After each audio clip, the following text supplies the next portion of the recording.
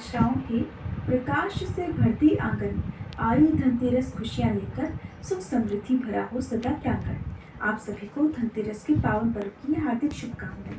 धनतेरस का पावन पर्व जो हर घर में समृद्धि और सुख सौभाग्य की नई रोशनी भर देता है।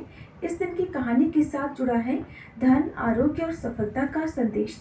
तो आइए श्रोताओं, सुनते हैं इस दिव्य पर्व की कुछ दिव्य कथाएं जो हर दिल को आशाओं से भर देती है। और इस कथा के श्रवण से घर में सुख, समृद्धि और आरोग्यता का आशीर्वाद भी प्राप्त होता है। एक समय भगवान विष्णु मृत्यु लोक में विचरण करने के जी ने भी साथ चलने का आग्रह किया। तब भगवान श्री विष्णु बोले कि यदि मैं जो बात कहूँ तो वैसे ही अगर मानो तब तो मेरे साथ आप चल सकती हो।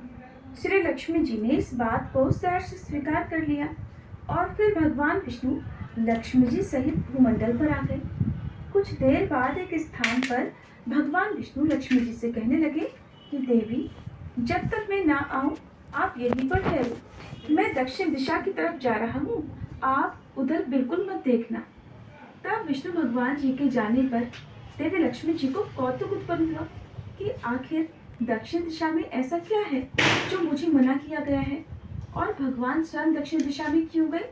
कोई रहस्य तो जरूर है। देवी लक्ष्मी जी से रहा नहीं गया। जैसे ही भगवान ने राह पकड़ी, वैसे ही माँ लक्ष्मी जी भी उनके पीछे पीछे चल पड़ी। कुछ ही दूर पर उन्हें सरसों का खेत दिखाई दिया।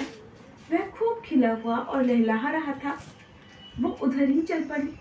सरसों की शोभा से देवी मुग्ध हो गई और उसके फूल तोड़कर अपने केशों में लगा लिया, श्रृंगार किया। इसके बाद वे आगे बढ़ी। आगे गन्ने का खेत दिखाई दिया। खूब मीठे रसीले गन्ने लगे हुए थे। तब देवी लक्ष्मी जी ने 4 गन्ने लिए और रस चूसने लगी। उसी क्षण विष्णु भगवान जी वहां आ गए और ये देखकर देवी लक्ष्मी जी पर नाराज होकर उन्होंने उन्हें शाप दिया कि मैंने तुम्हें इधर आने के लिए मना किया था, पर तुम नहीं मानी और एक किसान की चोरी का अपराध कर बैठी। अब तुम उस किसान की 12 वर्षों तक सेवा करो और इसे सजा के रूप में स्वीकार करो। ऐसा कहकर भगवान उन्हें छोड़कर क्षीर सागर चले गए। तब देवी लक्ष्मी एक साधारण स्त्री का रूप बनाकर किसान के घर पर गई और उन्होंने किसान से कुछ काम मांगा। वह किसान अति दरिद्र था। तब देवी लक्ष्मी जी के आग्रह करने पर उस किसान ने उन्हें अपने घर पर घर के छोटे मोटे काम करने के लिए रख लिया।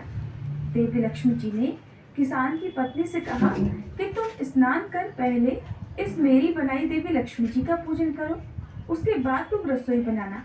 तब तुम जो कुछ मांगोगी वो तुम्हें मिल जाएगा।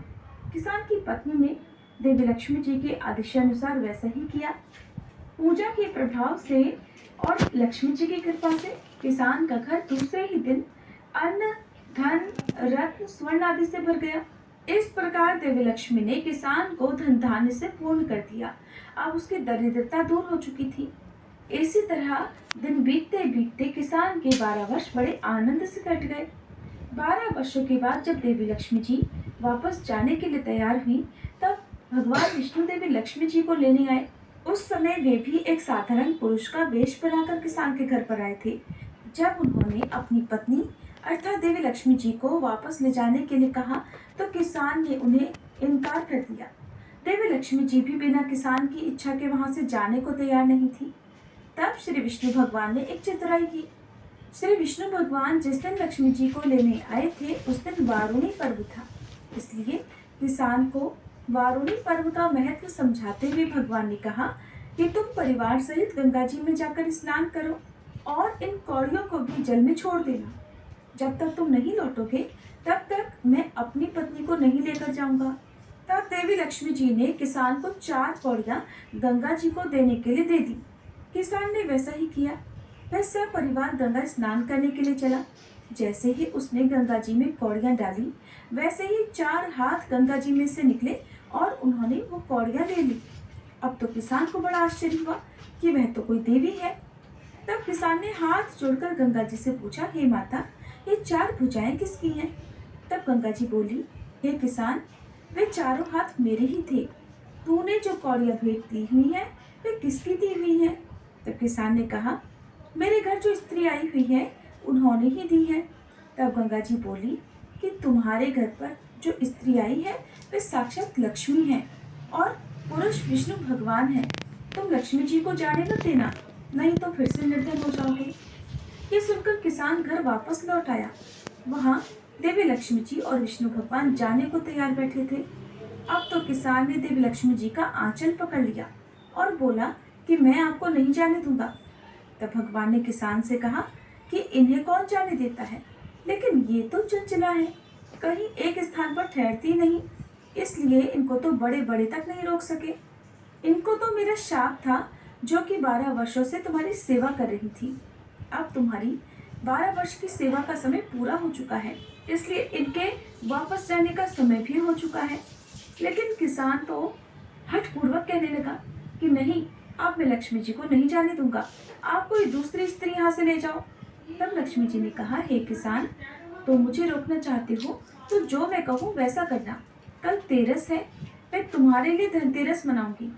तुम कल घर को लीप पोत कर साफ करना, रात में घी का दीपक जलाकर रखना और सायंकाल मेरा पूजन करना। फिर एक तांबे के कलश में रुपया भरकर मेरे निमित्त रखना। मैं उस कलश में निवास करूंगी, किंतु पूजा के समय मैं तुम्हें दिखाई नहीं दूंगी। मैं इस दिन की पूजा करने से वर्ष भर तुम्हारे घर से नहीं जाऊंगी। मुझे रखना है तो इसी तरह प्रतिवर्ष मेरी पूजा करना। ऐसा कहकर वे दीपकों के प्रकाश के साथ 10 दिशाओं में फैल गई और भगवान देखते ही रह गए। फिर अगले दिन किसान ने देवी लक्ष्मी जी के कथनानुसार पूजन किया, जिससे उसका घर धन धान्य से पूर्ण हो गया। इस तरह अब वह हर वर्ष तेरस के दिन देवी लक्ष्मी जी की पूजा करने लगा। प्रेम से बोलिए लक्ष्मी माता की जय, श्री विष्णु भगवान की जय। प्रश्न कि महाराज, उस समय तो तुम आप करो, यदि कभी तुम्हारा दिल पसीजा हो तो बेझिझक होकर कहो। तब यमदूतों ने कहा, प्रभु, सचमुच एक ऐसी घटना है जिसे देखकर हमारा हृदय पसीज गया था। एक दिन हंस नाम का राजा शिकार पर गया। जंगल में वह अपने साथियों से बिछुड़ गया था और फिर भटकते भटकते वह किसी दूसरे राजा की सीमा में चला गया। उस राज्य में हेम नाम का एक शासक था। उसने राजा हंस का बहुत आदर सत्कार किया। संयोग से उसी दिन राजा हेम की रानी ने पुत्र को जन्म दिया था। ज्योतिषियों ने नक्षत्र गणना करके बताया कि यह बालक विवाह के ठीक 4 दिन बाद ही मृत्यु को प्राप्त हो जाएगा।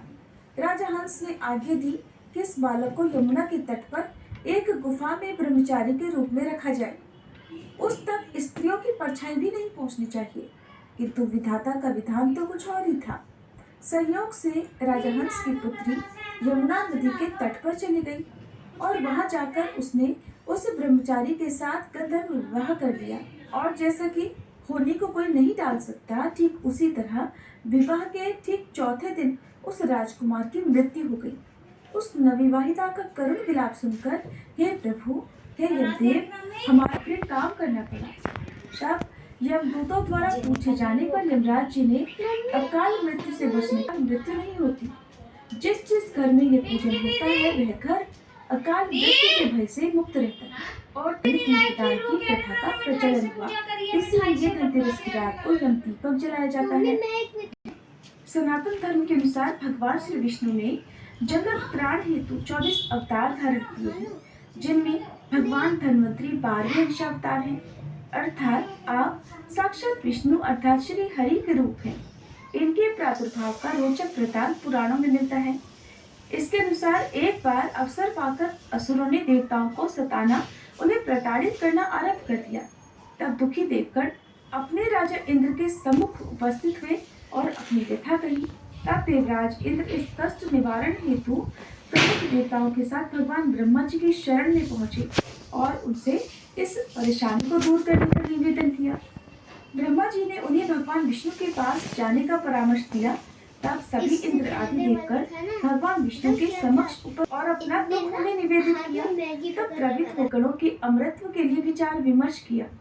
देवों और दानवों की सामूहिक संधि कराकर समुद्र मंथन की योजना बनाई और फिर मंदराचल पर्वत को मंथन दंड, हरि रूप कूर्म को दंड आधार और वासुकी नागराज को रस्सी तथा समुद्र को नवनीत पात्र बनाया। देवों और दानवों ने मिलकर समुद्र का